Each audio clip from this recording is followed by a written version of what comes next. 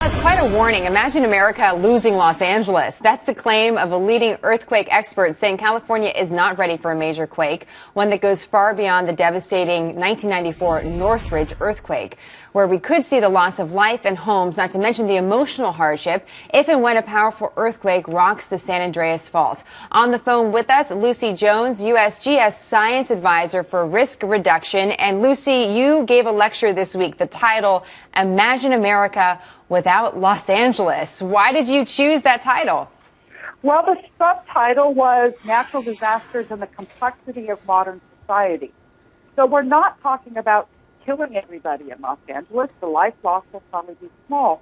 But our societies are increasingly complex and dependent upon the functioning of complex systems, electricity, water, and now communications and internet.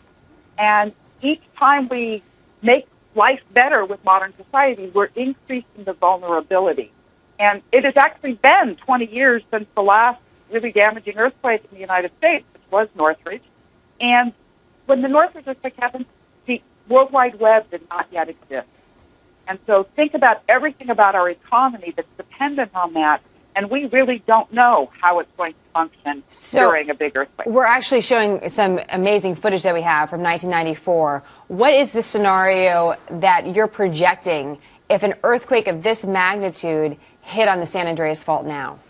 Okay, so we're talking about the big San Andreas earthquake, which would be actually a 7.8, substantially more energy released than Northridge, and with strong ground motions more where the people are. Northridge was actually a near miss.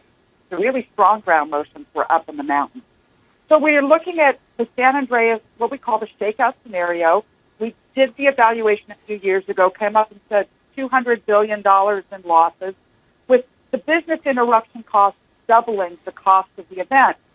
But actually, that's the best case scenario. We're starting to understand how catastrophic events affect modern society. We've got data now from New Orleans, and in just 7 years, they've lost more out of lost economic output to Katrina than they lost in Katrina itself. That's interesting.